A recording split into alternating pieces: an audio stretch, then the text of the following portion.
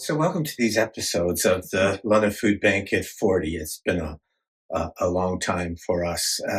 To celebrate it, we'll be doing a series of these shows on Rogers Community Television about, some of the big highlights of the course of the 40 years.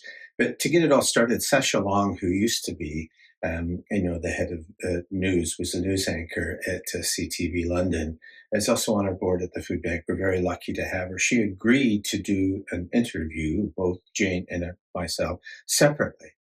What happened? Well, we're at the food bank and it was great and it was wonderful. We did all the testing, Yeah. the lighting, all those kinds of things. And the next thing you know, the sound didn't quite work.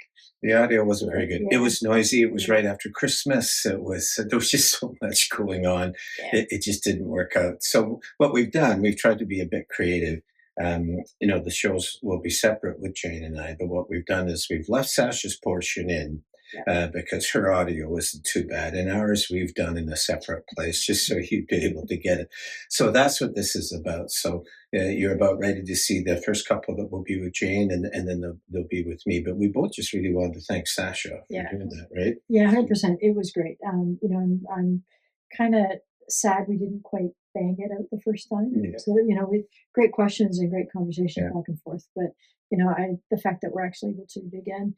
And Sasha was great. It was nice to actually have her sit down and she's really got that spirit of the food bank and she really feels passionate about it as well. So it was wonderful to chat with her. Yeah, she's been a big help at Temp on Tuesday as well. So we're glad that Tuesday Business Cares and all just that all sorts of stuff. things. So that's right. So we hope you enjoy the series and forgive some of the audio. It's fine. It'll be great, but you'll learn lots from it. Thanks. Jane, as the London Food Bank marks 40 years, I think this feels like a good moment to reflect on the work and I think the principles that have shaped it from the very beginning. You've been really central to building not just this organization, but everything in terms of how it operates on a day-to-day basis. I appreciate you taking the time to speak with me today. 4 years, that's incredible. You've spent so much of your life behind these walls, people behind us here. How does that feel? 40 years, obviously the fact that there is a certain sense of accomplishment of being around for 40 years and being involved in this kind of movement has been great. But there's always a bit of a yin and the yang. So the fact that after 40 years we're still here, we're still doing the same work. So in terms of the positives, I think 40 years ago, I don't think we had any idea that we'd still be here involved in terms of 40 years. We knew it would be a bit of not just a lifelong journey, but the fact that we wanted to help. And I think 40 years ago, we basically just jumped in with our feet. There was a need, there was a desire as citizens to make a difference. And for someone like me who was just out of university, or actually just in university when this was starting up, I always believed that that individuals could make a difference, but B, if you were going to make a difference and if you're going to have an opinion, you needed to get involved. So I think the fact that, 40 years ago, we didn't really know what we were doing, but we wanted to help. I think there were many people like me actually involved. I think the biggest thing for me back then was also that we as citizens, it didn't require a social service degree, it didn't require a medical degree, all it basically required was people trying to do the work, trying to collect food and trying to give it to people who needed it. And I think that was really good for someone like me at that time, that I just wanted to be active and make a difference. I think in terms of 40 years and the flip side, and the food bank for me has always been sort of this positive citizen movement, and this flip side is that 40 years ago, there was kind of this hidden hunger, this hidden poverty, and there was a couple of, I think both CTV and the London Free Press did series on kind of the hidden poverty and hidden hunger within London. And it was really new to Londoners and really new to folks that there were people within a city that was struggling, basically because citizens who were struggling or who didn't have work were basically receiving Ontario Works or welfare at that time, as it was called, disability insurance. So there wasn't as much opportunity to be involved, and we really believed that it was important for the citizens to make a difference. So I think, back in the first phase when we started taking we started taking statistics. It was 360 families a month, October 1986, in terms of what I remember. And that felt crazy. We were in a 600 square foot little office, helping people individually, and the amount of food and the kinds of food wasn't as good as it is now, but it was we were collecting. It was non-perishables. We were giving it out. Now to over 6,000 families. I mean, it's huge in terms of that growth. And I think the fact that poverty is that we as citizens are more aware of it is good, but obviously the solutions and the policies by which that we are governed have continued to get worse and worse and worse. So, have we made a difference? I'm not really sure, but when it comes to the yang side of it, in terms of the negative side, that's been pretty difficult to actually see that. Early days. What kind of organization do you think you wanted the London Food Bank to be? I think for me, I didn't know a lot about not-for-profits. I didn't know a lot about food banks, but what I really knew I wanted was a place where average people like me could come down and help.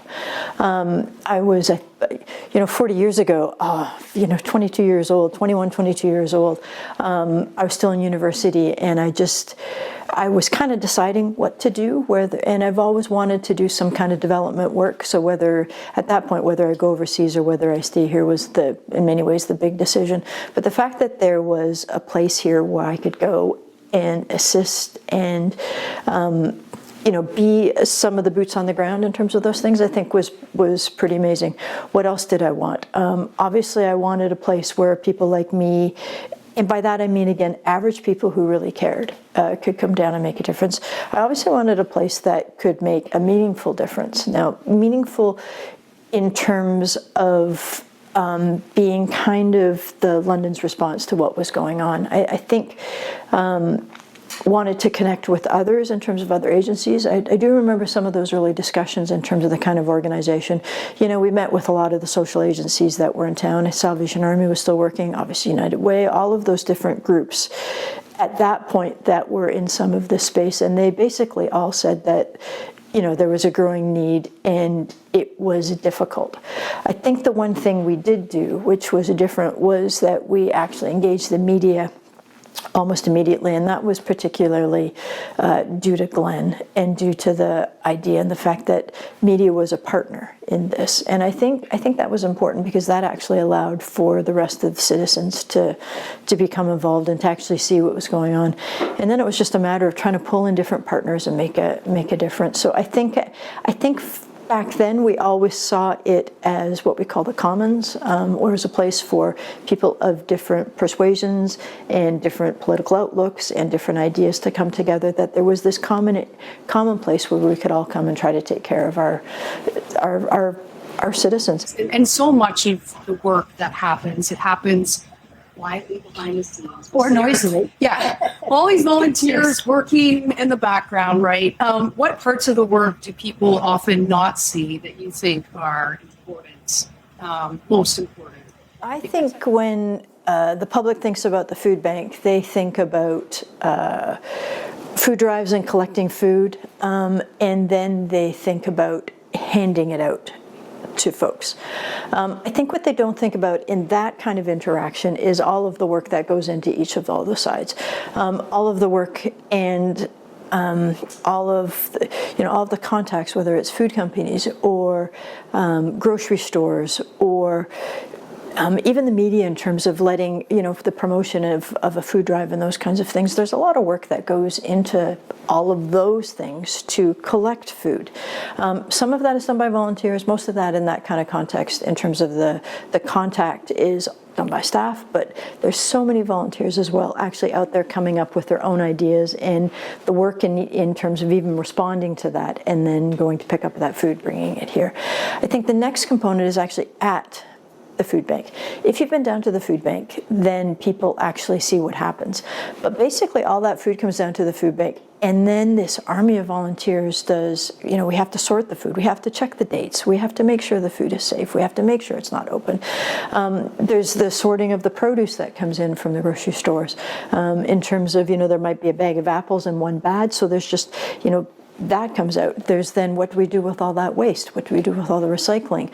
What happens to all the cardboard boxes? There's all of these things that happen while you're at the food bank that requires so much time and energy. And even things like throwing out our compost, there's a whole system kind of associated with that. I think then the whole system with regards to dealing with clients that come in, because we want to be able to deal with folks fairly. You're talking about 6,000 families that come in. We've got food, so we have to be able to distribute that equitably and fairly in a dignified way as much as possible. So there's a whole army of volunteers that make hampers, sort the produce, put the hampers together for the families, talk to the families that are coming in, and a whole system that's sort of established that way. And the amount of volunteers that are involved in that is amazing and wonderful. We've talked before about 4,000 volunteers on our database right now, et cetera, but we probably see upwards of 100 people a day. So the organizing and making sure the volunteers feel like they're doing meaningful work, I think, is really important. And I think the final thing that we're just starting more and more to talk about is the number of agencies and all the work that goes around supporting the other groups. Part of the philosophy back in when we started 40 years ago was also that we were a support to the system that was already there. I think that's maintained. We believed ourselves to be a support for the system that was already there in terms of coordinating with the other groups, but also helping the individuals. Now through Londoners, not just support, but food gathering, we're actually more and more able to support other agencies. And I think the amount of work that goes into that in terms of connection with the other agencies, in terms of seeing what they need or what we want and how we can help, I think has been incredibly important. And when you're down at the food bank, you see it if you're working in the warehouse in terms of food that comes in, and then we talk about food going out through our front door and food going out through our back door. And you can actually, as a volunteer, see some of that food. So when the mission comes in with their truck and when we deliver to other agencies, I think that becomes one thing that's a little unseen. I think most people see the results. We talk about the 6,000 families a month, but there's a lot of work that goes into all of that and the 40 agencies that we serve, and it's pretty remarkable. Actually, it's pretty remarkable that that's done with essentially 10 full-time staff and some part-timer staff that's assisted, and some placement students, and hundreds upon hundreds, 1,000 volunteers. It's pretty amazing. Is there something that we'd be surprised about to learn about some of the stuff that happens behind the scenes? I think generally when someone who's never been down to the food bank before comes in, one of the biggest things they first see, particularly in the warehouse, is if they come down during a busy time, just the activity and the spirit of the volunteers that are there. So if they come in before all the volunteers come in, it's one thing, but if they're actually there when the volunteers are working, the volunteers as teams, they want to be there. They interact with each other. They provide this sense of joy to being there. So we have a heavy job. We have the heavy job of trying to help people who are having difficult times, going through difficult times. And the volunteers have been able to turn that into something kind of amazing, so that when people come in, there's a certain warmth. There's no judgment in terms of why people are there. We do obviously do a bit of fact checking with regards to how many people in the family, because so many, what we give is dependent upon the size. But essentially, 99% of the interactions we have are absolutely they're filled with respect, dignity, and a real sense of warmth and kindness. And I think that's really translated in terms of what's there. I think the second thing folks who have never been to the food bank see when they come in is that we've always looked like a beer warehouse. And that is primarily because we have lots of beer boxes. And those beer boxes are because of the size and the fact that, Labatt's was wonderful in terms of donating a lot of those beer boxes, but they just become the easiest way for us to store and to sort. And most food banks are the same. They've got tons of beer boxes around. And so it kind of is another one of those things that is joyful. When it first happened, we struggled with perception of those beer boxes in terms of, because we also hand use those to, when we've recycled and reused them a few times, we then actually use them to give out to clients, and the perception of giving beer.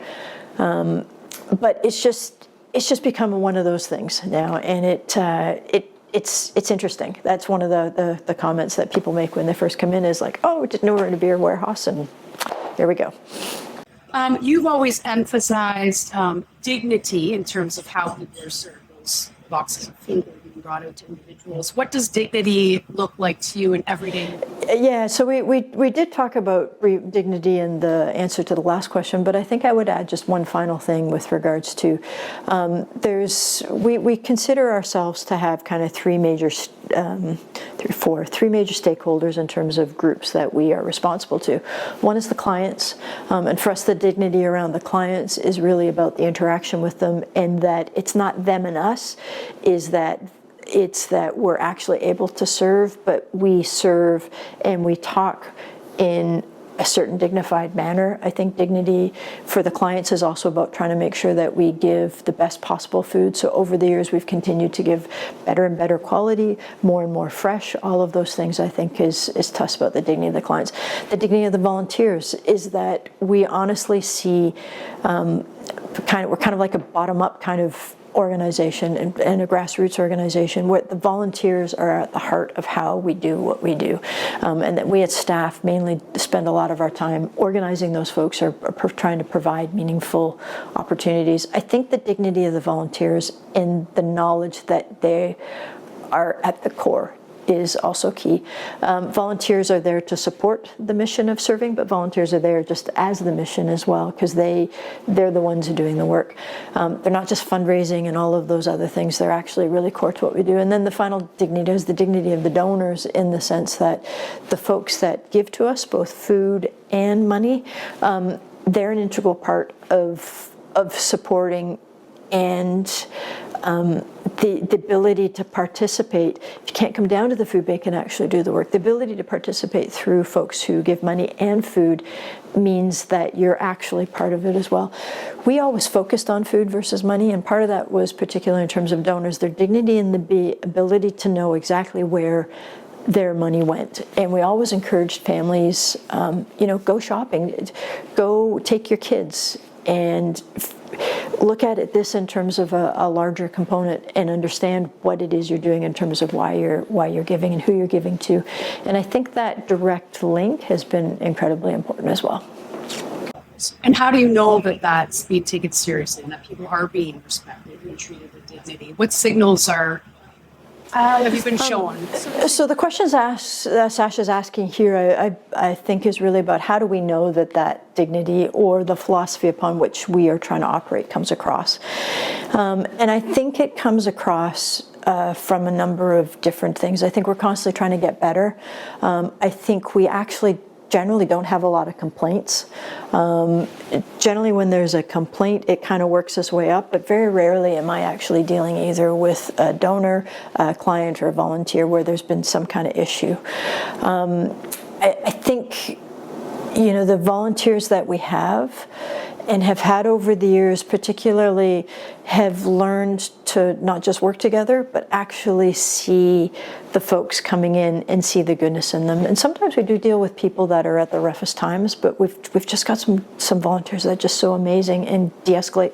Staff is trained to de-escalate some situations, but the people who come to us, the Christmas cards, the thankfulness that we get is pretty amazing. And I think there's lots of stories where we've heard where people have been, they've had to come to the food bank, And now they've come back and they've given us assistance and said that we were just there for them in a tough time. And by and large, we're not perfect, but by and large, the volunteers we have are just able to transmit that care and that community care. And I think that's pretty amazing. 40 years, it's a long time to stay committed to something. There's no question.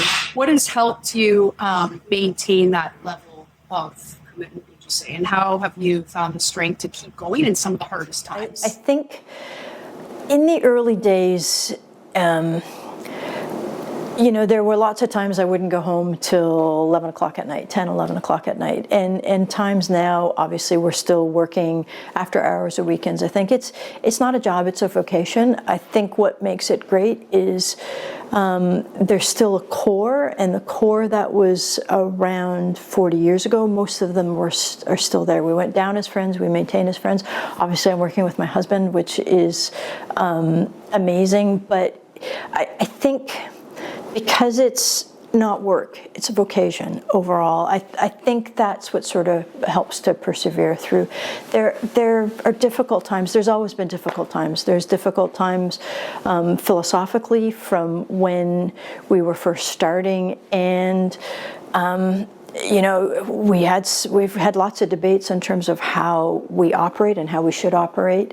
And I think any of those kind of debates were incredibly healthy. Any of the debates we have now continue to be healthy because they continue to actually show us who we are and who we want to be. I think it's been difficult over the time. We have gotten larger and larger and larger, and it's not as much of the merry band, but I think the food bank spirit and the core is still within this group, but it's actually expanded. So now, who's the food bank? Well, the food bank is these 4,000 volunteers. I think people have kind of co-opted that spirit themselves and speak on behalf of these larger principles, and talk about being involved, and ultimately talk about serving people within our community that need a bit more help. I think some of the lessons we've faced have also been about trying to make sure we don't burn out. So I think as time has gone on, obviously in terms of leadership and other things have been around for a longer period of time. And so we have definitely got a certain expertise about how about how we work and within the food bank movement, because we're actually connected with other food banks across the province and across the country as well.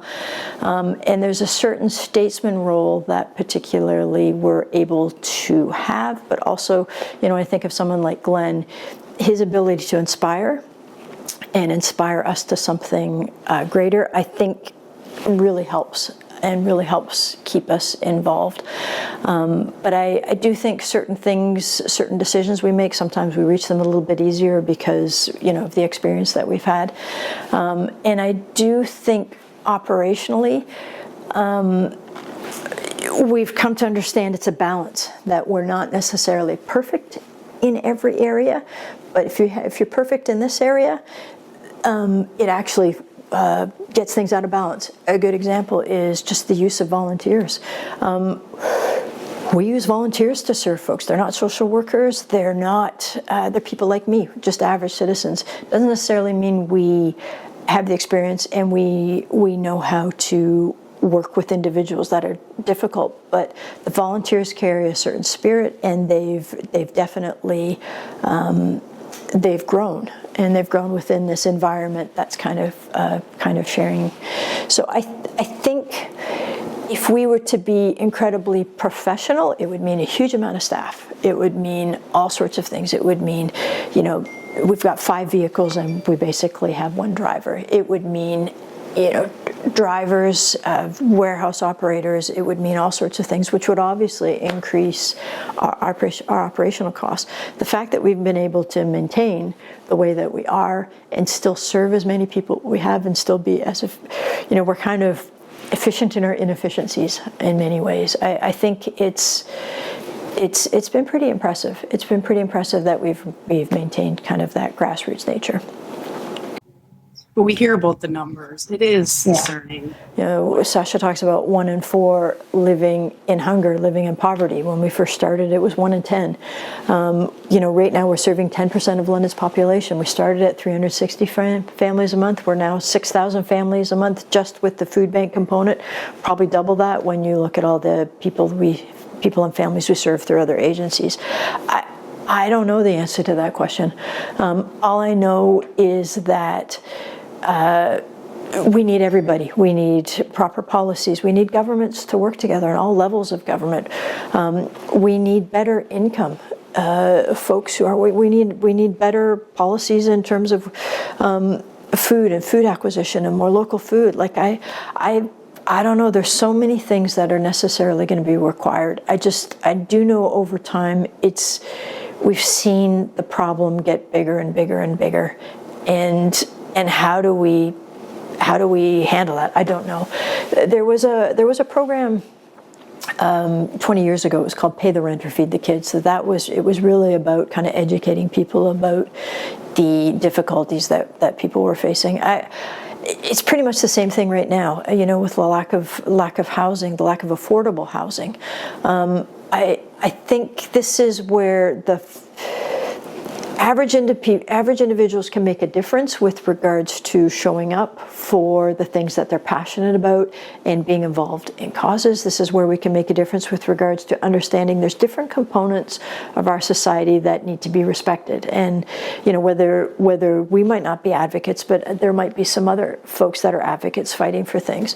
But we're lucky in that context of the food banks. We are connected to a larger whole, but also we've got someone like Glenn who can talk about kind of in many ways a third way about trying to get people together to talk about this and handle it. I personally don't know. It is one of those discouraging things at times that this just gets, that we keep getting bigger and bigger and bigger and bigger, and we don't want to. We really don't want to be the be-all, end-all. And you know, we consistently talk about how to, I mean, before when I started as Sunset Clauses, we used to talk about how to work our way out of a job. We don't obviously think that so much 40 years, we're obviously still here, but how do we get people out of the circumstances that they're in? I think that continues to be one of the things we want to talk about. Before, it was also about you know, we still want to deal with hunger, we still want to be a support, but now we really want to target and try to get people out. We want to target the health of kids and youth, and we want to make a difference there. I think on some of those kind of things, there's always a place for us. But those bigger things, yeah, I don't know the answer to that question. Take a moment to thank Sasha. Sasha's on the board of the food bank, as you know, but she's got a very busy life.